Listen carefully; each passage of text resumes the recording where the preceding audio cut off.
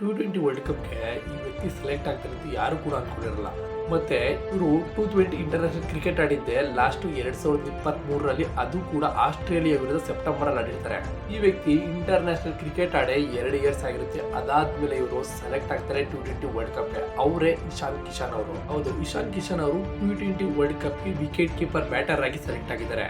ಇತ್ತೀಚಿನ ದಿನಗಳಲ್ಲಿ ಇವರ T20 ಫಾರ್ಮ್ ನ ನೋಡಿದ್ರೆ ಸೈಯದ್ ಮುಸ್ತಫ್ ಅಲಿ ಟ್ರೋಫಿಯಲ್ಲಿ ಈ ವ್ಯಕ್ತಿ ಜಾರ್ಖಂಡ್ ಟೀಮ್ ನ ಲೀಡ್ ಮಾಡಿರ್ತಾರೆ.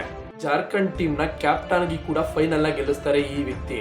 ಇಶಾನ್ ಕಿಶನ್ ಅವರು ಸೈಯದ್ ಮುಸ್ತಫ್ ಅಲಿ ಟ್ರೋಫಿಯಲ್ಲಿ ಸುಮಾರು 10 ಇನ್ನಿಂಗ್ಸ್ ಗಳಲ್ಲಿ 197ರ ಸ್ಟ್ರೈಕ್ ರೇಟ್ ಅಲ್ಲಿ 517 ರನ್ ಬಾರಿಸಿರ್ತಾರೆ ಈ ವ್ಯಕ್ತಿ. ಹಾಗೂ 57.44 ಅವರೇಜ್ ನ ಹೊಂದಿದ್ದಾರೆ ಈ ವ್ಯಕ್ತಿ ಸೈಯದ್ ಮುಸ್ತಫ್ ಅಲಿ ಟ್ರೋಫಿಯಲ್ಲಿ. ಈ ವರ್ಷ ಫೈನಲ್ ನಲ್ಲಿ 101 ರನ್ಗಳನ್ನ ಕೂಡ ಈ ವ್ಯಕ್ತಿ ಬಾರಿಸಿ ಜಾರ್ಖಂಡ್ ಟೀಮ್ ನ ಗೆಲ್ಲಿಸ್ತಾರೆ. ಇದು ಈ ವ್ಯಕ್ತಿನ T20 ವರ್ಲ್ಡ್ ಕಪ್ ಗೆ ಸೆಲೆಕ್ಟ್ ಆಗೋ ತರ ಮಾಡುತ್ತೆ. ಇಶಾನ್ ಕಿಶನ್ ಅವರು T20 ವರ್ಲ್ಡ್ ಕಪ್ ಗೆ ಸೆಕೆಂಡ್ ವಿಕೆಟ್ ಕೀಪರ್ ಆಗಿ ಸೆಲೆಕ್ಟ್ ಆಗಿದ್ದಾರೆ. ಇದ್ರ ಬಗ್ಗೆ ನಿಮ್ಗೆ ಏನ್ ಅನ್ಸುತ್ತೆ ಅನ್ನೋದನ್ನ ಕಮೆಂಟ್ ಮಾಡಿ.